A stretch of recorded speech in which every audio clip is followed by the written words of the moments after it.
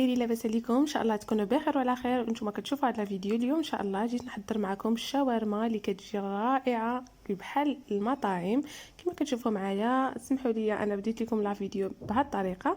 هنايا كتشوفوا خديت الدجاج غسلته مزيان وخديت هذا البلاستيك الغذائي وحطيته وبديت كندير له بحال شكل بوفتيك، يعني بديت كندقه بهذه الطريقه باش كيزيد يتمدد وكيرقاق. كما كتشوفوا معايا غادي معكم الطريقه الاولى. هنا خديت الطرف لاتان كما كتشوفوا وكنضربوا بهذه الطريقه كيتمدد مزيان وما كيبقاش شي غليظ شي رقيق، كياخذ الفورمه اللي رقيقه بزاف. كنستمر في العمليه بهذه الطريقه حتى كنكمل دوك الشرائح ديال الدجاج او النوع ديال لاداند هو اللي اختاريت. كنقطعوا شرائح هكا رقيقه على هذا الشكل هذا، وعاد كنبدا ندقو باش كيزيد يتمدد. من بعد غادي نعاود نقطعو مازال.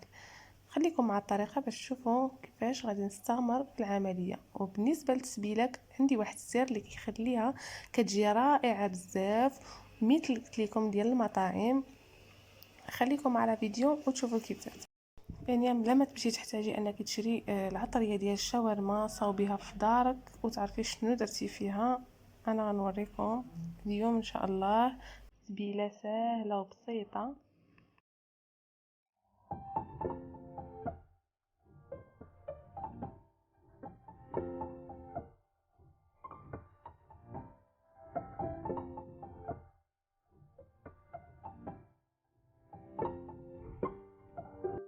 وهنايا من بعد ما ساليت غندوز العطريه سكينجبير. غنحتاج الخرقوم الشونيه او التحميره والابزار. غنحتاج الحار الصوجه، عندي الثوم. غنحتاج عطريه ديال الشواء. غتشوفوا معايا كلشي ان شاء الله. غنحتاج زيت الزيتون.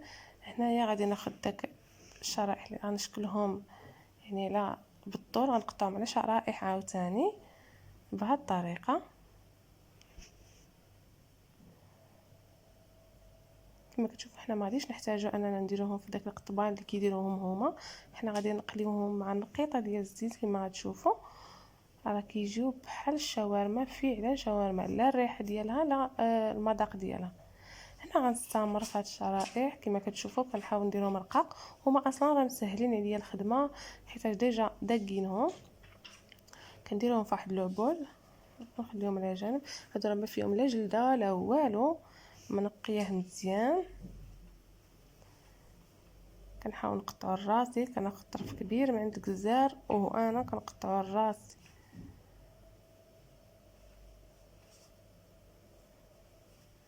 بالنسبه للناس اللي كيبغيو يغيروا هاد السحور اي وجبه ماشي بالضروري السحور كتجي سهله وزوينه، ومره مره الانسان يبدل بحال الماكله ديال المطاعم. انا ما وجدتش هنا الخبز ديال الشاورما، انا كلينا هكاك. كما كتشوفوا انا ساليت. غادي ناخذ العطريه. اول حاجه غادي نضيفها غناخذ الابزار او سكينجبير سمحوا لي. غنزيد عليه معلقه صغيره د الخرقوم ما تكونش عامره بزاف. غنزيد عليه معلقه ديال صغيره ديال التحميره، معلقه د الابزار،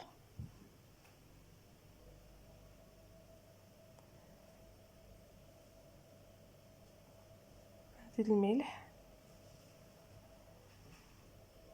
غنزيد شويه ديال لاموطاد،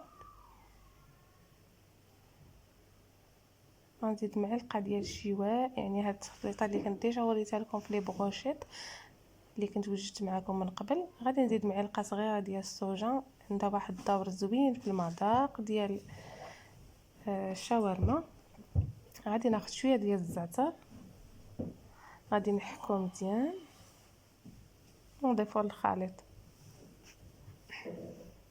غنضيف الثوم او الثوم اللي مبشور من قبل، وهذا هو السر ديال الوصفه، هو الياغورت الطبيعي، هو اللي كيخلينا ديك التليكه ديال الشاورما.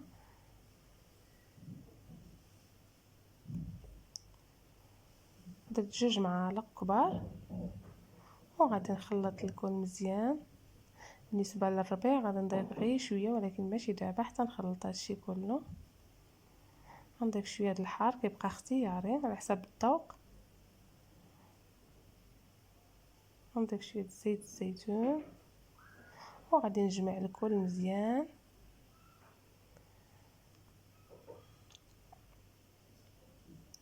بالنسبه شويه ديال المعدنوس غنضيفو الا عندك المعدنوس يعني القزبور يابس ديريه، ما عندكش انا ما متوفرش عندي غادي ندير قزبور او شويه ديال المعدنوس. سمحوا لي معدنوس غنضيف غير شويه يطلق لنا واحد اللون والمذاق.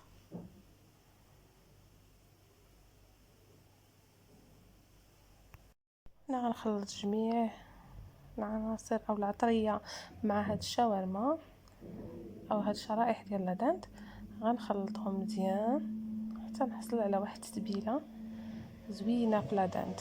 نخلطهم مزيان باش ينسجموا ليا دوك العناصر او دوك الشرائح، تخليهم العطريه مزيان. والياغورت طبيعي كيعطيه واحد اللذه غزاله البنات، جربوها ان شاء الله وما غتندموش. هنا غادي نغطيه بالبلاستيك الغذائي وغنخليه ساعتين هو في الثلاجه. بيد ما نبغي نسحرو ان شاء الله غادي نخليه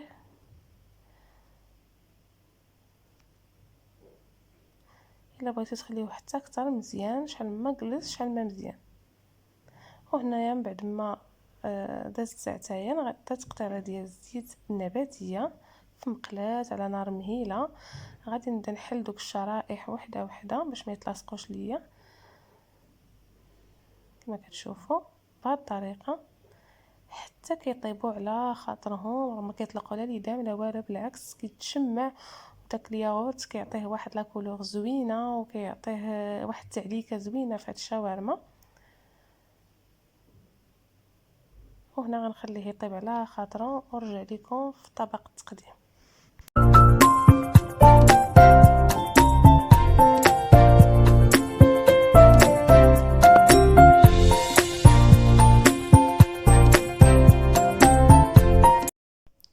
وهذا هو الشكل النهائي، رافقته بسلطه خفيفه والفخيت كورنيشون. كما كتشوفوا الشاورما كتجي معلكه ورائعه.